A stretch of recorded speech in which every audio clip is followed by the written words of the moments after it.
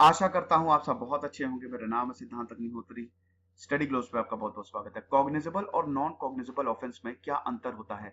आपको पता ही है कि हम कानून पढ़ रहे हैं, लॉ पढ़ेंगे हम। बहुत कुछ मैं आपको बताऊंगा। तो चलिए आगे बढ़ते हैं। इंस्टा पे मैं आ गया हूँ, रात 8 से 10 बजे तक सारी क्वेरीज आंसर करता हूँ। कॉग्निजेबल ऑफेंस क्या है? कॉग्निजेबल ऑफेंस मतलब होता है गंभीर अपराध।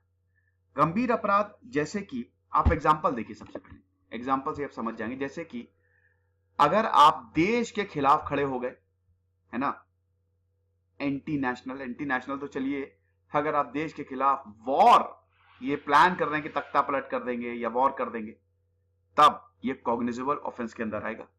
मर्डर कर दिया, रेप कर दिया, डाउरी डेथ दहेज के लिए किसी को मार दिया।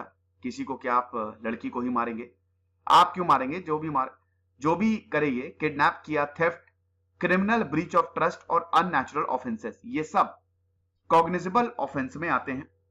Section 154 of criminal procedure code, कल हम बात करेंगे सीआरपीसी और आईपीसी में क्या डिफरेंस है। तो क्रिमिनल प्रोसीजर कोड के सेक्शन 154 में ये आता है। क्योंकि यह गंभीर अपराध है, तो गंभीर अपराध में क्या होता है कि पुलिस जो है विदाउट वारंट, फर्स्ट शेड्यूल में लिखा है कि पुलिस विदाउट वारंट आपको अरेस्ट कर सकती है। अगर ऐसे आपके घर पुलिस आ रही है, वारंट नहीं है, तो वो घुस नहीं सकते। लेकिन कॉग्निजेबल ऑफेंस, गंभीर अपराधों में विदाउट वारंट पुलिस आपको अरेस्ट कर सकती है। इनफैक्ट पुलिस वाला प्रिलिमिनरी इंक्वायरी भी कर सकता है एफआईआर रजिस्टर करने से पहले। एफआईआर तो पहले रजिस्टर होगी। कल मैंने लेक्चर लिया था कि कैसे पुलिस इन्वेस्टिगेट करती है, तो उसमें सबसे पहले तो एफआईआर होती है। ठीक है। अब दोस्तों इसमें क्या है कि 24 घंटे के अंदर अंदर आपको जो कॉन्विक्ट है उसको अरेस्ट किया जाता है और मजिस्ट्रेट के सामने पेश किया जाता है। अब अगर मजिस्ट्रेट बहुत नेचर जो है वो काफी सीरियस है, तो अप्रूवल मैंडेटरी बन जाता है। यानी कि फिर कोर्ट जो है उसको बेल नहीं देगी। बेल क्या मतलब? उसको नहीं छोड़ेगी। ठीक है। नॉन कॉग्निजेबल ऑफेंस की बात करें तो नॉन कॉग्निजेबल, जैसा कि आप समझ ही रहे हैं, ये छोटे अपराध होते हैं।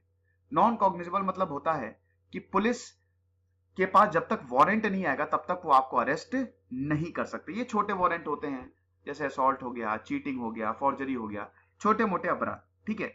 अब कॉग्निजेबल ऑफेंस में आपको पता ही है कि काफी लंबी सजा होती है, 10 साल से ज्यादा सजा होती है।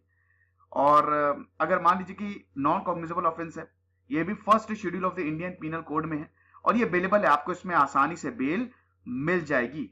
और जैसा कि मैंने बताया, वारंट होना चाहिए, विदाउट वारंट नहीं।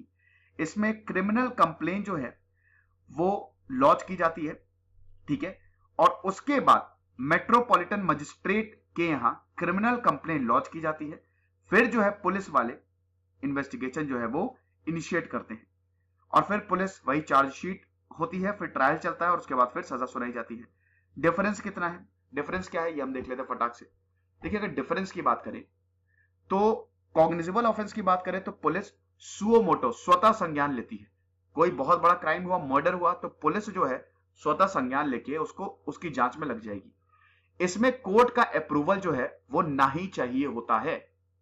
मैंने बताया भले ही मजिस्ट्रेट के सामने पेश आप होंगे, लेकिन उसको फिर वो दे नहीं है, वो आपको कस्टडी उसको ग्रांट करनी पड़ेगी।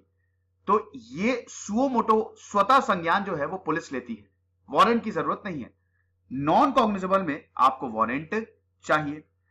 दूसरी चीज ये है कि कॉग्निजेबल में पुलिस जो है वो प्रीलिमिनरी इन्वेस्टिगेशन शुरू कर सकती है, पहले से ही इन्वेस्टिगेशन कर सकती है। देखिए भारत में क्या है ना, भारत कानून से चलता है। तो अगर कोर्ट, जुडिशरी जो है, कानून का रक्षक कौन है? जुडिशरी। तो अगर जुडिशरी पुलिस को कुछ करने से बोल रहा है कि तुम ये नहीं करोगे, तो वो पुलिस कर नहीं सकती है। यानी कि आपको कोर्ट की परमिशन चाहिए हर चीज के लिए, लेकिन यहां पे एफआईआर रजिस्टर हो चाहे ना हो, परमिशन मिले चाहे ना मिले, पुलिस इन्वेस्टिगेशन शुरू कर सकती है। और नॉन कॉग्निजेबल में जब तक कोर्ट की परमिशन नहीं हो तब तक पुलिस कुछ नहीं कर सकती। और फिर कॉग्निजेबल में बहुत ही खतरनाक क्राइम जैसे मर्डर, रेप, डाउरी आ जाता है और इसमें छोटे मोटे क्राइम आते हैं। ठीक है। फिर अगला डिफरेंस की बात करें तो ये विक्टिम जो है, it can file an FIR. या फिर मजिस्ट्रेट में कंप्लेन कर दे। सिंपल सी बात है। विक्टिम जो है वो एफआईआर लॉन्च करे या फिर मजिस्ट्रेट को कंप्लेन करे कॉग्निजेबल ऑफेंस में। जैसे मान लीजिए डाउरी डेथ का मामला है तो एफआईआर लॉन्च करनी बहुत ज्यादा जरूरी है, लेकिन नॉन कॉग्निजेबल में एफआईआर इतनी जरूरी नहीं है। अगर आप मजिस्ट्रेट को भी कंप्लेन कर देंगे तो भी काम चल जाएगा, यानी कि आपको पुलिस के पास जाने की भी जरूरत नहीं है, आप सीधा मजिस्ट्रेट को कंप्लेन कर दीजिए। आमतौर पर मजिस्ट्रेट के पास कब जाते हैं? जब पुलिस एफआईआर लॉन्च नहीं कर रही होती है, ठीक है। लेकिन इसमें आप चले जाइए, सिर्फ सिंपल कंप्लेन से मजिस्ट्रेट ये बोल देगा कि पुलिस को ये बोलेगा कि आप जो इन्वेस्टिगेशन शुरू कर दो। कॉग्निजेबल ऑफेंस की बात करें तो it is defined section 2C of the CrPC 1973, और अगर नॉन कॉग्निजेबल की बात करें तो it is defined 2I of the CrPC 1973। फिर पुलिस ऑफिसर कॉग्निजेबल ऑफेंस में ही is bound to register FIR, इसमें मजिस्ट्रेट की परमिशन नहीं चाहिए। यहां पे नॉन कॉग्निजेबल में, अगर नॉन कॉग्निजेबल में एफआईआर होनी शुरू हो जाए ना, तब तो किसी ने किसी को थप्पड़ मार दिया, हर घंटे और 2 घंटे में एफआईआर हो, कुछ भी झगड़ा हो गया पुलिस के पास पहुंच जाएंगे। तो यहां पे police is not bound to register FIR, और अगर मजिस्ट्रेट परमिशन देगा तब तो खैर उसको देनी होती है। अब कॉग्निजेबल जो है इट इज नॉन बेलेबल, आपको बेल नहीं मिल सकती, लेकिन non cognizable it's a bailable offence. ये लेक्चर था, समझ गए। कल हम आईपीसी और सीआरपीसी की बात करेंगे और फिर हम देखेंगे अगर कोई एफआईआर, पुलिस एफआईआर रजिस्टर नहीं करी तब आप क्या करें, पुलिस एफआईआर रजिस्टर क्यों नहीं करती है, बहुत सारे डायनेमिक्स को हम समझेंगे लॉ के हिसाब से। खुश रहिए, पढ़ते रहिए। सिद्धांत अग्निहोत्री साइनिंग ऑफ।